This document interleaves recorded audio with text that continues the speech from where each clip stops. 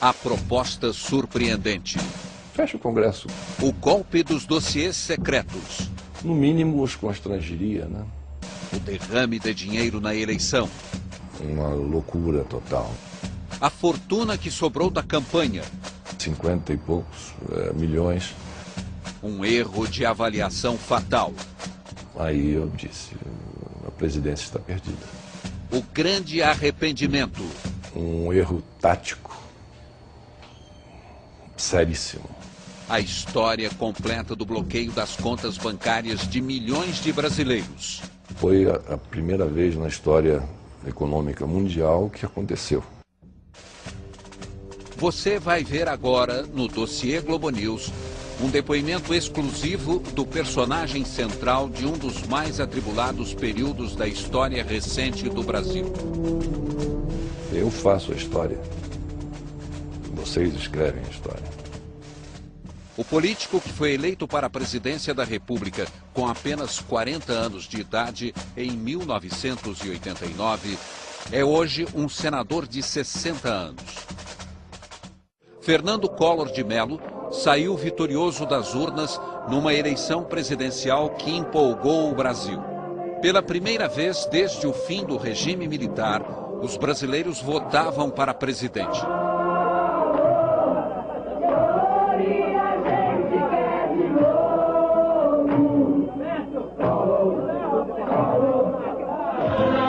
O adversário de Fernando Collor no segundo turno foi o candidato do PT, Luiz Inácio Lula da Silva.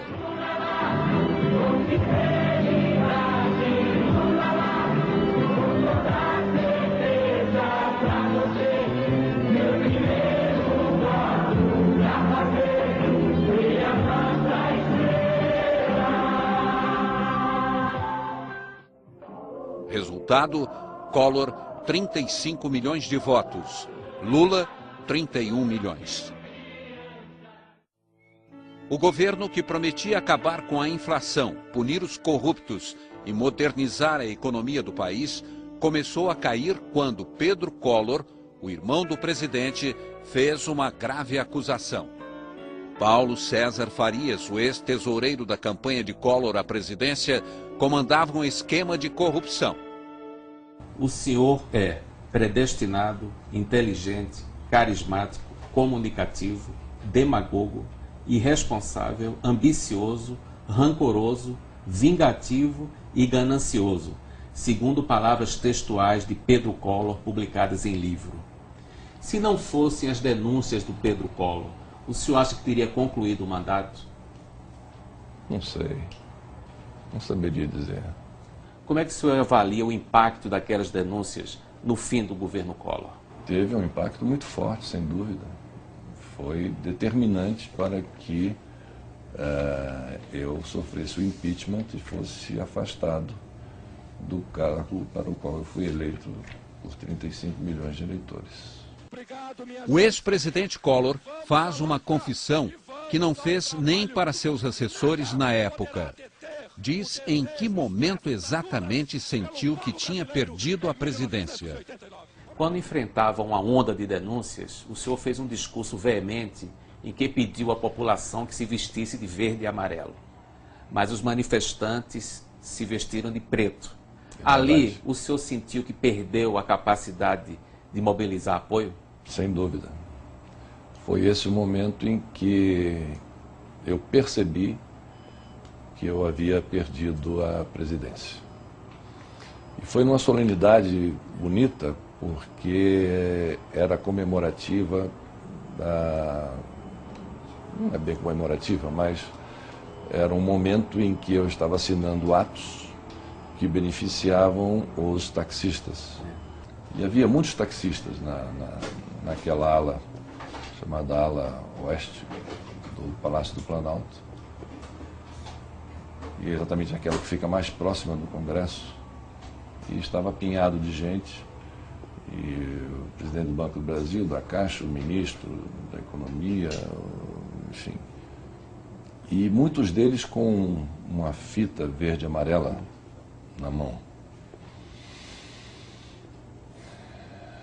E eu disse ao locutor que conduzia os trabalhos, disse: eu não falarei. Fala o o que estava lá programado, um representante do grupo, dos taxistas, o presidente da Caixa, enfim, e outros. E aí está encerrada a solenidade e eu me dirigi para o elevador. Quando então o pessoal começou a gritar: fala, Collor, fala, fala, fala, fala, fala. E aí vieram o presidente da Caixa, e me lembro mais do presidente da Caixa me falando: presidente, não deixe de falar a esse pessoal. Ele quer, o pessoal quer ouvir uma palavra sua. Aí eu voltei. Que saiam no próximo domingo de casa com alguma peça de roupa numa das cores da nossa bandeira. Que exponham nas janelas. Que exponham nas suas janelas toalhas, panos, o que tiver nas cores da nossa bandeira. Porque assim, no próximo domingo, nós estaremos mostrando aonde está a verdadeira maioria. O senhor se arrepende de ter feito aquela convocação? Me arrependo. Foi uma atitude temerária. É o que a gente chama cutucar a onça com vara curta. Porque ali, talvez por eu estar sob uma pressão muito grande, eu quisesse, no fundo, saber logo qual seria o desfecho daquilo. Porque foi um processo de tortura. Então eu disse: com isso, ou a gente vai se afirmar nas ruas, ou então, se a gente se sentir abandonado nesse processo, eu já sei que não tenho mais forças para poder lutar. E aí, quando no domingo as informações começaram a chegar que as pessoas estavam se vestindo de preto ao invés de verde e amarelo, aí eu disse: a presidência está perdida. Dentro de mim caiu exatamente essa compreensão de que ali o jogo estava perdido. A ideia de convocar a população para que todos fossem às ruas vestidos de verde e amarelo partiu inteiramente do senhor?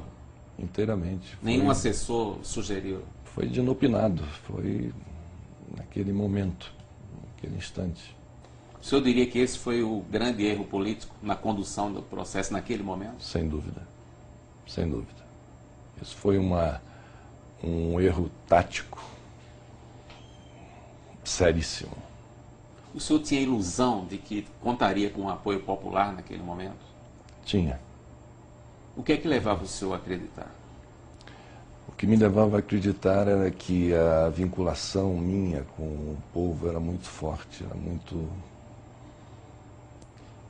Mas, naquele momento, se ele não estava contra mim, impregnado pela torrente que o noticiário fazia desaguar pelas manhãs, tardes e noites, eu imaginava que pelo menos ele estivesse neutro, na dúvida. Eu estou em dúvida. E estando em dúvida, eu não tomarei uma posição. Fernando Collor revela que no auge da crise recebeu duas propostas. Primeira, fechar o Congresso Nacional. Segunda, divulgar dossiês secretos para desmoralizar adversários. O ex-presidente Itamar Franco disse que recebeu uma proposta surpreendente. Um grupo de deputados e senadores propôs a ele que fechasse o Congresso, na época envolvido em denúncias de corrupção. Qual foi a proposta mais surpreendente que o senhor recebeu quando estava no Palácio do Planalto?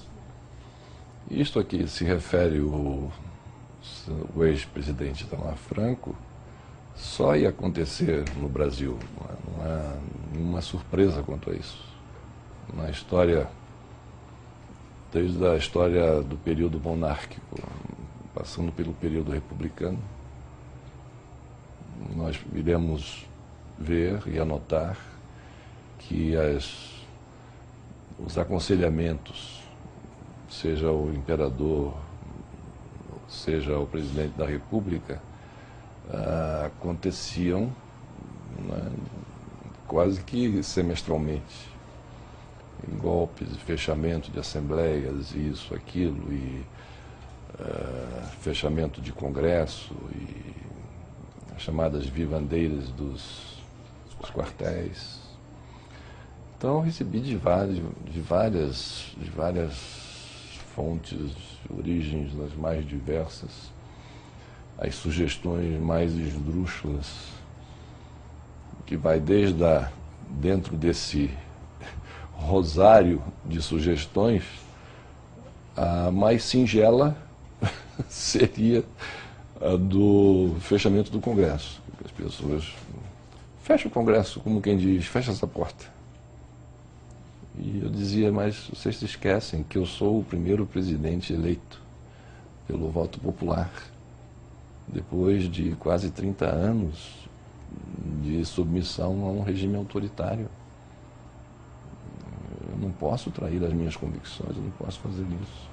O senhor pode revelar de quem partiu a sugestão de que o senhor fechasse o Congresso? Não, não posso.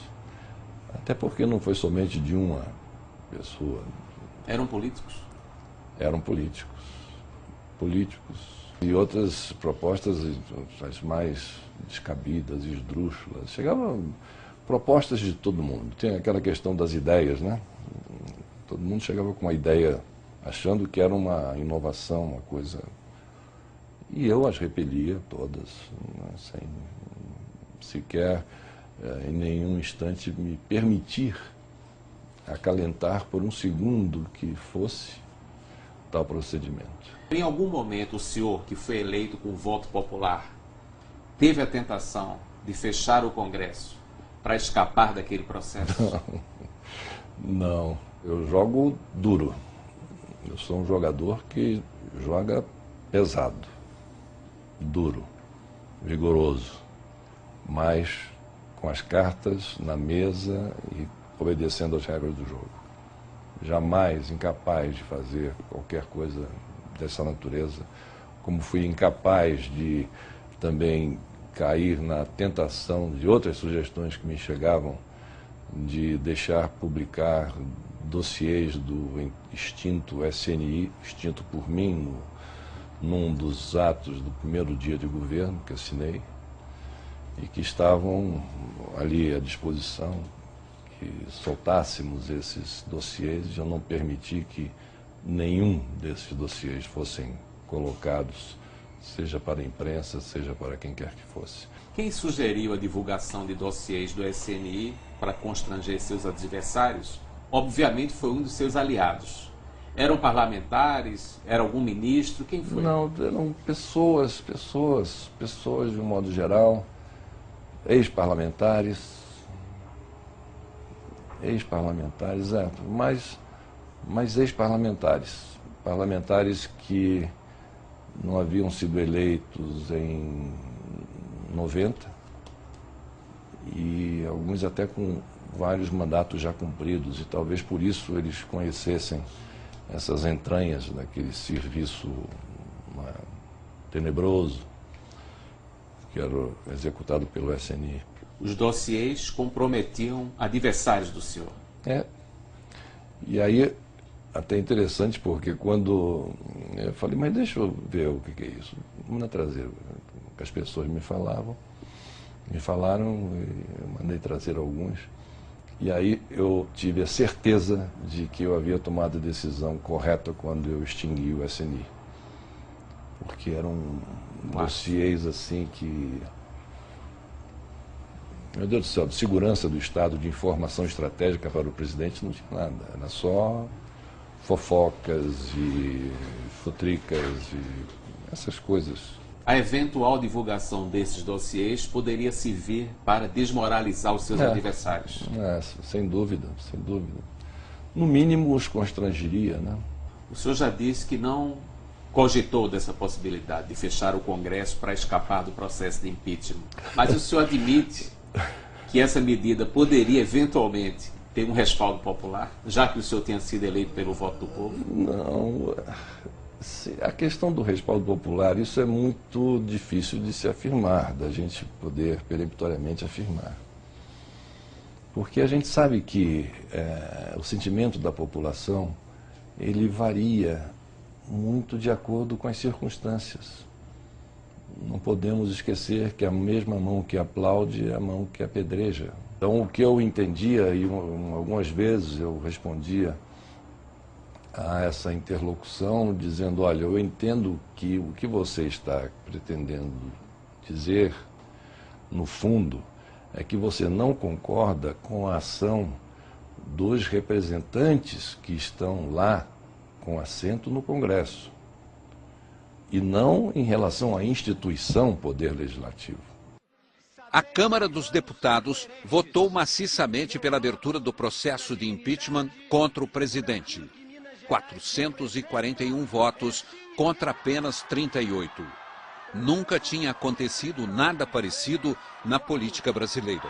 Passou o impeachment pela Câmara dos Deputados neste momento. Enquanto o país inteiro acompanhava o voto de cada deputado pela TV, o presidente tomou uma atitude inesperada. Ficou sozinho no gabinete do Palácio do Planalto. Decidido. Por que é que, ao contrário do que se esperava, o senhor decidiu ficar sozinho no momento em que a Câmara dos Deputados votava o pedido de impeachment? Porque eu me sentia sozinho. Aquele não me deixem só da campanha talvez tenha sido algo premonitório. Não me deixem só nessa caminhada. Eu preciso de vocês. E naquele momento eu estava absolutamente só. E eu me lembro que fiquei no meu gabinete, sozinho, à noite já, somente com a luz em cima da minha mesa acesa, um silêncio, vez por outra um rumor que ecoava da Câmara dos Deputados, onde se votava o meu afastamento, e eu ali, só naquele silêncio, esperando. Quando finalmente eu ouvi um pipocar de gritos e vivas e manifestações de alegria, e em seguida carros passando de frente ao Planalto, buzinando e tal, como se fosse uma festa e um grande acontecimento. Foi isso. Imagens de Brasília agora ao vivo na frente do Congresso Nacional. As comemorações pela aprovação do pedido de impeachment na Câmara dos Deputados. A última cena do governo Collor poderia ter acontecido longe dos olhos do público, mas o presidente permitiu que as câmeras de TV registrassem ao vivo o momento em que ele foi afastado do cargo. O país viu o presidente sair de cena em silêncio. E atenção, ele inclusive verifica o relógio, 10 horas, 18 minutos. Ele vai citar o horário, vai registrar na citação o horário em que ele se afasta da presidência. 10 horas, 18 minutos, 30 segundos, dia 2 de outubro. O presidente Collor agora vai se retirando do gabinete da presidência da República. Mas o senhor pode revelar o que é que passava pela cabeça do senhor quando saiu do Palácio do Planalto pela última vez?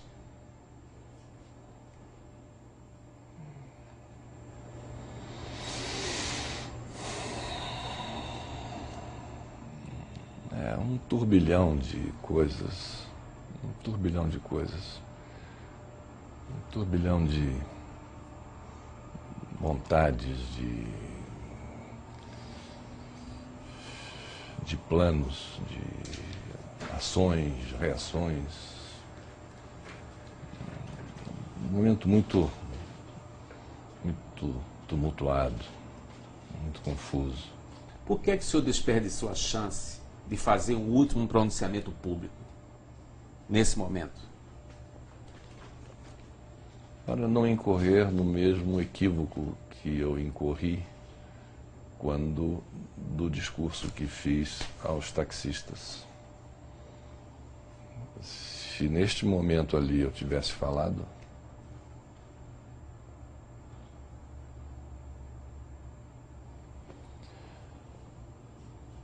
talvez porque eu acreditasse que eu não seria afastado.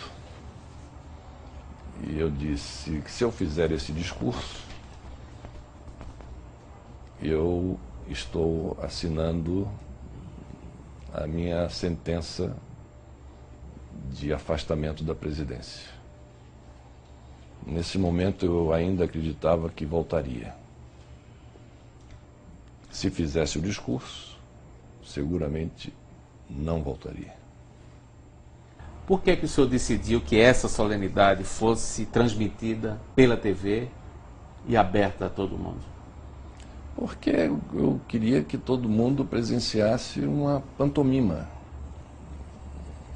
Isso foi uma farsa, um jogo de farsantes, um jogo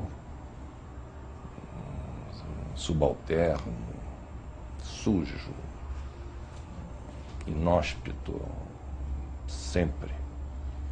Mas que isso aí fique registrado por aqueles que escrevem a história, porque eu faço a história, vocês escrevem a história, mas que fiquem registrados para aqueles que irão ler e conhecer melhor a situação, a grande farsa em que se transformou esse afastamento, comemorado em cantos e loas como uma demonstração da vitalidade da nossa democracia, quando isso, ao contrário, demonstrou a fragilidade da nossa democracia, demonstrou quão frágeis são as nossas instituições e quão importante é se ter uma grande e ampla reforma política para impedir que atores que votaram e me levaram para fora da presidência da República não poderiam nem teriam condições morais, éticas, de caráter, de participarem daquela votação. Basta ver a fisionomia e os ditos que cada um deles pronunciavam para as câmaras de televisão para se ter notícia da grande pantomima em que se transformou esse processo de impeachment. O senhor entrou para a história política do Brasil por dois grandes motivos. Primeiro, por ter sido o primeiro presidente eleito pelo voto direto depois do regime militar. Segundo, por ter sido o primeiro presidente a ser afastado num processo de impeachment. O senhor hoje tem a sensação de ter jogado fora uma grande oportunidade histórica? Sem dúvida. Sem dúvida que sim. E também o presidente mais jovem do Brasil, né, da história do Brasil, o presidente mais jovem das Américas. Sem dúvida, foi uma pena que tivesse acontecido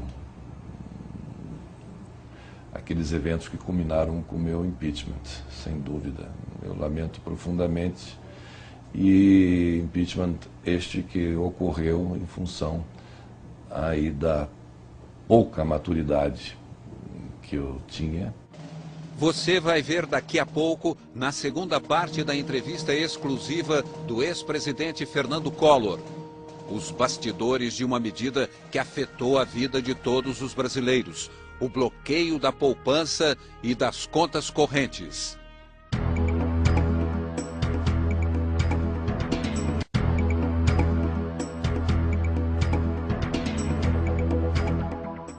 Uma imagem marcante do fim do governo foi o senhor saindo do Palácio do Planalto, se dirigindo ao helicóptero. Ali também o senhor não se pronunciou.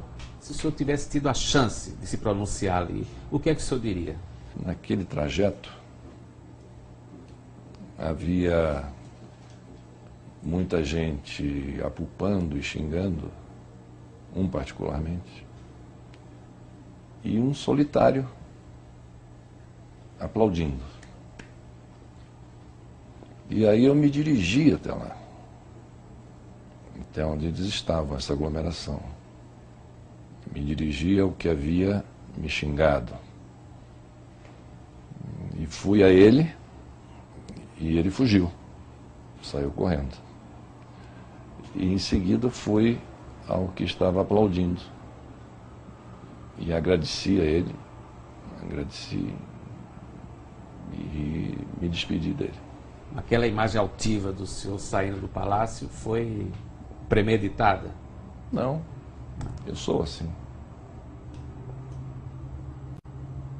2 meses depois, o presidente afastado enfrentou o julgamento do Senado. Num gesto de última hora, para tentar escapar da condenação, Fernando Collor renunciou à presidência da República minutos antes do início da sessão. Vamos ouvir a carta de renúncia do presidente Fernando Collor. Excelentíssimo senhor presidente do Congresso Nacional.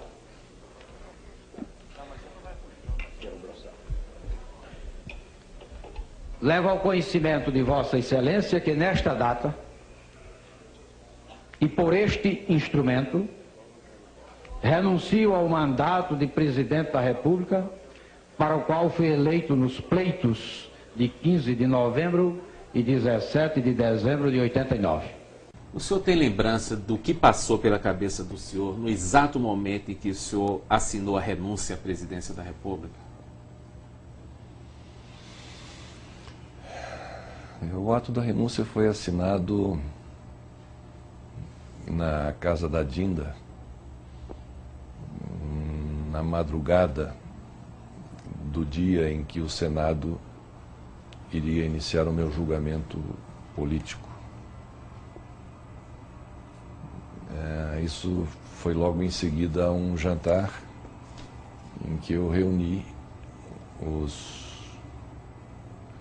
senadores e alguns deputados que estavam nos apoiando, que estavam nos sustentando até então, e para nós combinarmos o que poderia acontecer no dia seguinte. E aí, quando terminou o jantar,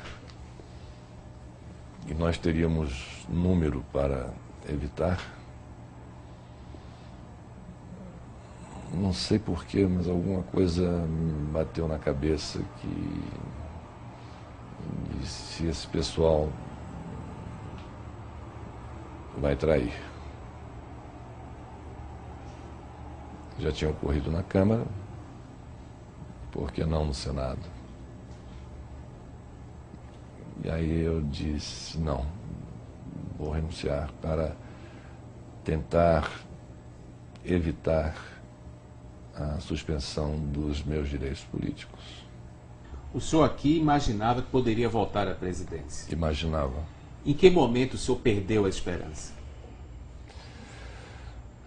O momento que eu perdi as esperanças foi quando a minha carta de renúncia não foi aceita. Mas a vida é assim. Nada como um dia depois do outro, com uma noite no meio. O Senado levou adiante o julgamento. Por 76 votos contra 5, os senadores decidiram que Fernando Collor seria definitivamente afastado da presidência. O senhor disse que chegou a pensar em suicídio nos meses seguintes ao impeachment. e até gravou uma fita com uma mensagem que seria deixada para a família. O senhor guardou essa fita? Está guardada. O senhor chegou a ouvi-la depois? Não. O caso chegou ao Supremo Tribunal Federal em 1994.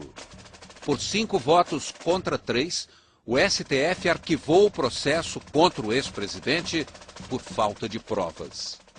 Um dos coordenadores da campanha do senhor à presidência disse que ouviu de viva voz do tesoureiro PC Farias que as sobras de campanha seriam em torno de 52 milhões de dólares.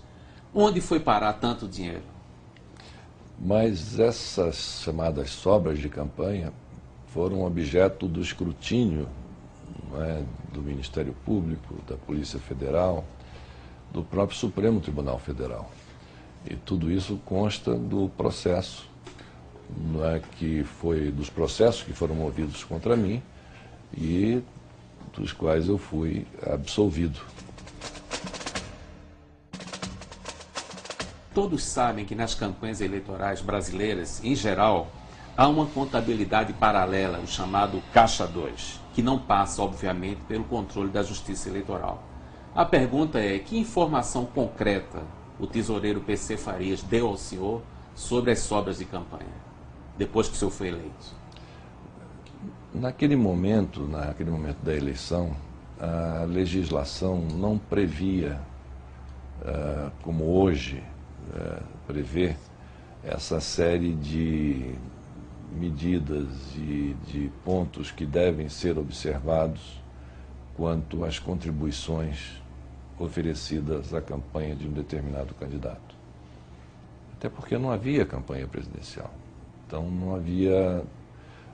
não houve a preocupação de se estabelecer critérios objetivos e plausíveis para que essa contabilidade fosse feita. Então, o que aconteceu foi que os recursos iam chegando.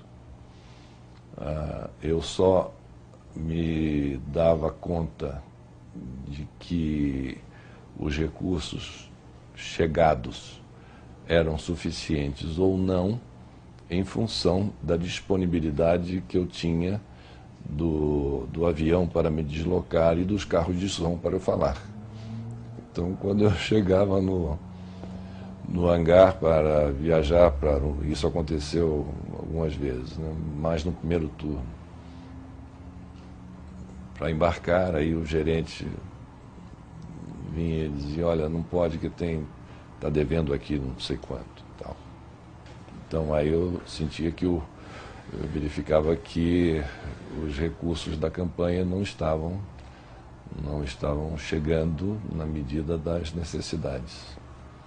Já no segundo turno, não. No segundo turno foi uma loucura total. O ex-presidente vai citar agora cifras sobre as sobras de campanha e confirmar. Parte do dinheiro foi usado para financiar candidatos que apoiavam o governo nas eleições de 1990. O senhor diz que o segundo turno foi uma loucura. Em matéria, imagino que o senhor se refira ao financiamento da campanha, né? Que foi uma campanha milionária, pelo que se sabe. O senhor não tem ideia de quanto sobrou? Esses valores em torno de 50 e poucos milhões. E o senhor tem ideia do que aconteceu com esse dinheiro? Não tenho ideia. Uma das versões é que esse dinheiro teria sido enviado para fora do Brasil e administrado por PC Farias. O que é que o senhor diz dessa versão? Não sei, saberia dizer. Somente ele próprio. Eu sei que parte desses recursos foram aplicados na eleição de 90, que teve eleição de governadores, deputados, senadores.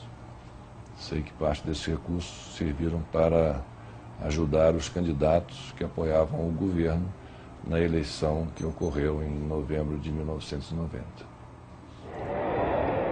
Assim que chegou ao Palácio do Planalto, Fernando Collor surpreendeu o país. Baixou um pacote econômico que bloqueava as contas correntes e a poupança de milhões de brasileiros, uma medida sem precedentes na guerra contra a inflação. Numa tentativa de retirar dinheiro de circulação, e assim estancar a disparada da inflação, o presidente baixou um pacote econômico radical apenas um dia depois de tomar posse. Os brasileiros só podiam movimentar parte do dinheiro depositado em bancos. Todo o restante ficou bloqueado. Eis o relato do ex-presidente sobre os bastidores do plano Collor. Durante a campanha, o senhor dizia que o candidato do PT que iria tomar medidas drásticas, iria mexer na poupança. Mas o senhor é que terminou mexendo. O senhor estava mentindo para conquistar votos? Não estava mentindo. Nas primeiras reuniões que nós fazíamos com a equipe econômica, o principal alvo, até porque eu havia colocado isso muito insistentemente durante a campanha, é que nós só teríamos uma única chance de debelar a inflação. E que nós iríamos debelá-la num IPOM, que é um golpe de lutas marciais em que a luta termina, pela perfeição do golpe dado na luta. E nessa luta contra a inflação eu dizia, vou dar um IPOM na inflação, vamos acabar com ela.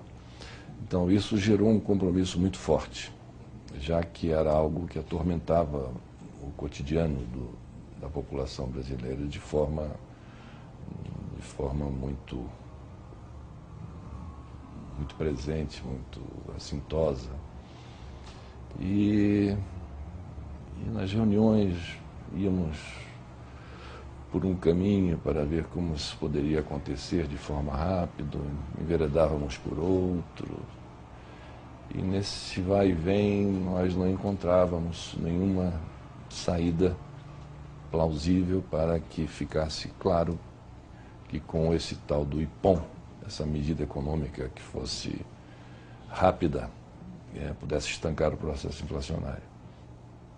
Comecei então a ouvir economistas e pessoas do mercado para saber deles a opinião que tinham sobre as alternativas dispostas para que estancássemos esse processo, dentre outras perguntas que fazia.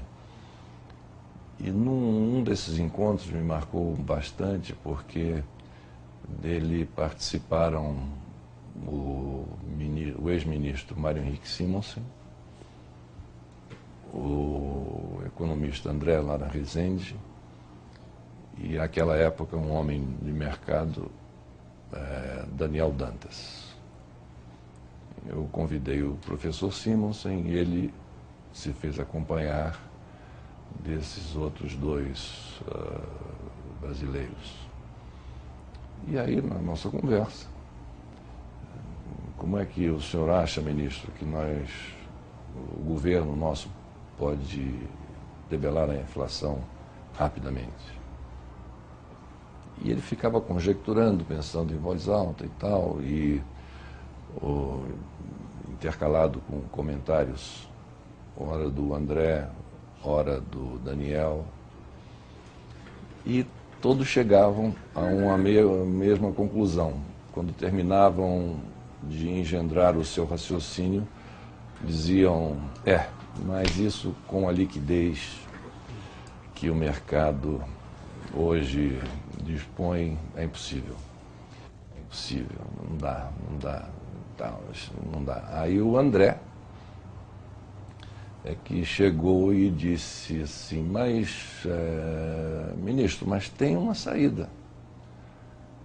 Congelar essa liquidez, ou estancar a liquidez, dar uma estancada nessa liquidez. Usando assim uma palavra mais suave para aquilo que acabou sendo feito pelo meu governo. Vira-se o André e diz, ministro, isso pode ser politicamente difícil de se fazer ou impossível de se fazer, mas tecnicamente não é a saída? Aí o ministro disse, tecnicamente, sem dúvida é a saída, mas não vamos nem adentrar mais nesse assunto, porque politicamente isso é inviável. E aquilo me marcou. Quer dizer, vindo do ministro, dizendo que tecnicamente era a saída, mas politicamente inviável. Porque dificilmente um governo conseguiria implementar aquilo sem que houvesse uma comoção nacional. E com desdobramentos até imprevisíveis, né? Então, começou-se a formar dentro de mim a ideia de que teríamos que fazer, junto com o congelamento de preços, teríamos que dar uma enxugada nessa liquidez. Nunca nos passou pela cabeça, né, atingirmos a poupança. Nos passou pela cabeça, no primeiro momento, nós irmos em cima dos chamados títulos ao portador. Mas o mercado ele é muito esperto. Começou a haver um movimento de capital, ou de capitais saindo dessas aplicações em títulos ao portador e indo em direção à conta corrente e à poupança. E aí não houve outra maneira que não a de generalizar o chamado bloqueio dos ativos, que foi a primeira vez na história econômica mundial que aconteceu. Se o candidato Luiz Inácio Lula da Silva tivesse vencido a eleição de 89 e tivesse bloqueado a poupança e as contas correntes, o que é que teria acontecido com ele? O senhor acha que ele se sustentaria no poder? Bom, eu vou me valer de um depoimento dado pelo hoje senador Aloysio Mercadante. Procurou a ministra e disse: Zélia, esse era o programa dos nossos sonhos. Só que nós tínhamos uma certeza, que se o Lula tivesse sido eleito e ele implementasse essas medidas, nós não teríamos condições de manter o governo. O governo cairia. Para ser bem direto, bloquear as contas correntes de milhões de brasileiros foi uma loucura? Foi um gesto que eu diria tecnicamente amparado, mas foi um ato de um voluntarismo muito grande e de coragem, sobretudo. Com 60 anos de idade, qual é a grande crítica que o senhor faz ao Fernando Collor, de 40 anos, o mais jovem presidente da República eleito no Brasil? A grande crítica que eu faço é a pouca capacidade que eu tive de perceber que ninguém governa sem uma base parlamentar sólida. Dentro desse presidencialismo de coalizão em que nós estamos inseridos, e que é um sistema político inteiramente ultrapassado e defasado, daí eu defender com muita ênfase o sistema parlamentarista, além de outras mudanças, né, as leis eleitorais e partidárias. Ninguém pode governar sem um Congresso nesse sistema de presidencialismo de coalizão. E disso eu não me dei conta o suficiente, embora alertado por companheiros e amigos, como Luiz Eduardo Magalhães, o Fiuza, o próprio senador Ney Maranhão, enfim, uma pleiade de deputados e senadores que sempre, Humberto Souto, que sempre me alertavam para a necessidade de se compor essa maioria parlamentar. E isso, sem dúvida nenhuma, foi o principal ponto, até por ser nevrálgico, que ao não dar a devida atenção, fez com que eu incorresse no grande erro cometido no meu governo. Pedro Collor, o irmão que fez denúncias contra o senhor, escreveu que o senhor, na presidência, foi derrotado por sua própria megalomania. O senhor foi um megalomaníaco na presidência? Não. Talvez o termo aí esteja seguramente mal colocado. Eu carrego comigo a questão da perfeição, da organização, da ordem, da disciplina.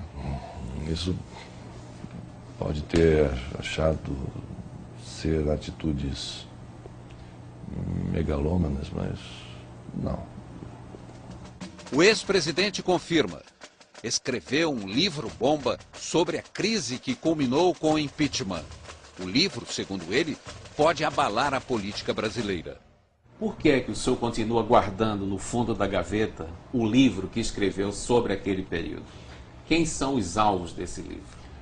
Por um conselho de um conterrâneo seu, chamado ministro Tales Ramalho, que quando eu levei a ele alguns capítulos para que ele folheasse e desse a sua opinião, ele disse, depois de uma leitura, ele tirou os óculos, meneando a cabeça e dizia: presidente, isso não pode ser publicado.